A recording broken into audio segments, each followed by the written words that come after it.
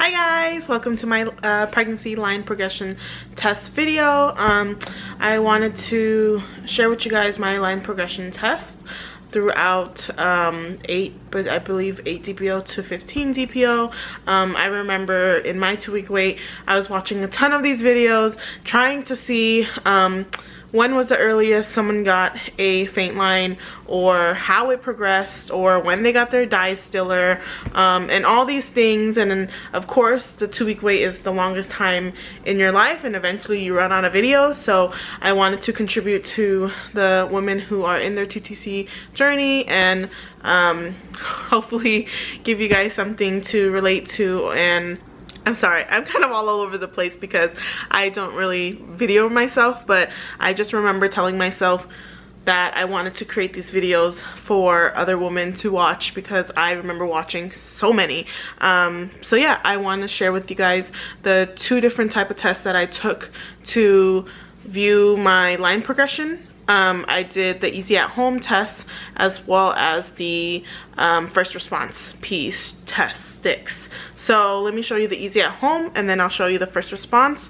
For the easy at home, I did not do it by DPO. I kind of forgot when I started, but I did save them all, and I did them every morning and every night. So let me go ahead and show you guys that. Okay, so here is my easy at home HCG pregnancy tests and the beautiful line progression that I got. I believe I started at 8 DPO, but I'm not quite sure. But I did take them every morning and every night to see their progression.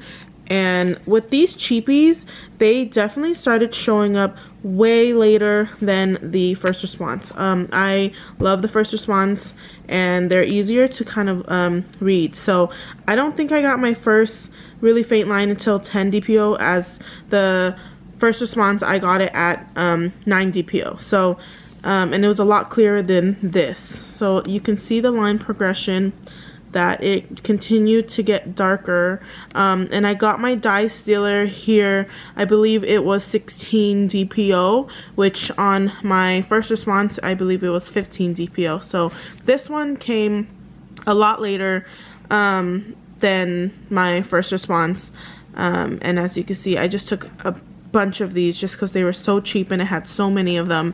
So yeah, it was just nice to take every day rather than the first response. I took them twice a day, but only for a certain amount of time. So yeah, here it is, and let me show you the first response.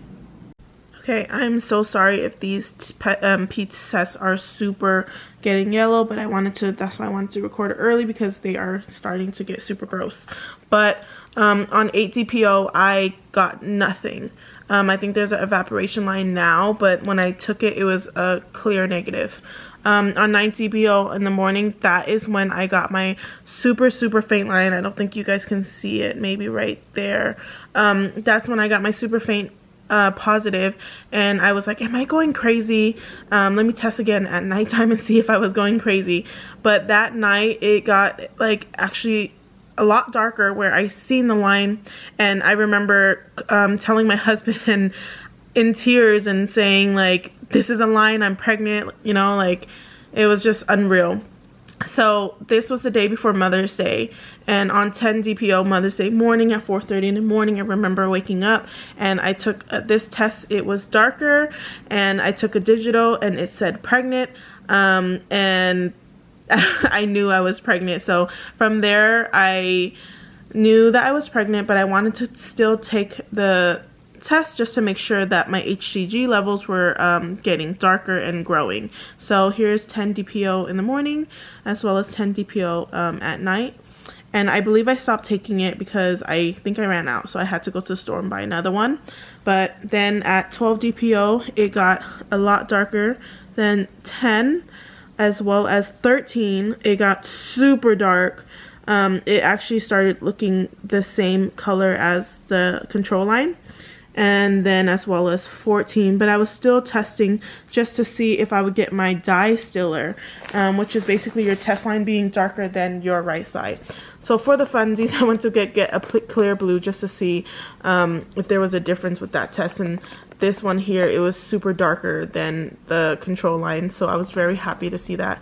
But at 14 DPO, that's when I got my dye stiller. So the left side, the test side, was way stronger than the control side, as well as 15 DPO, and that's when I decided to stop taking the test, knowing that my line progression was where I was doing to make sure that the HCG levels were going up. And yeah, so there you go. Thank you guys for watching my line progression video. I know that this journey is not easy. If you're in your 2-week wait, just hang on tight. My heart goes out to you. The best thing is to do is keep your mind off of it.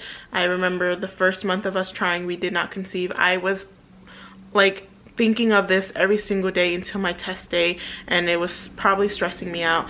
But the second time around where I did conceive, I was so busy at work, so busy at work. So many things were going on where I couldn't even think about, you know, my test days that were going on. So I think that did kind of help me not think about it and stress about, you know, what DPO am I on and what day can I test to pee on a stick. So if you are in your 2-week wait, just try to do something that makes you happy.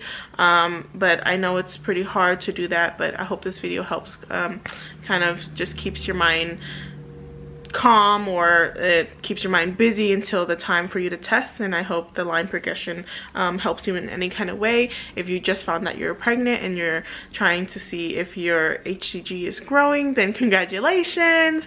It's an amazing time and something to be super excited about. And yeah, so bye.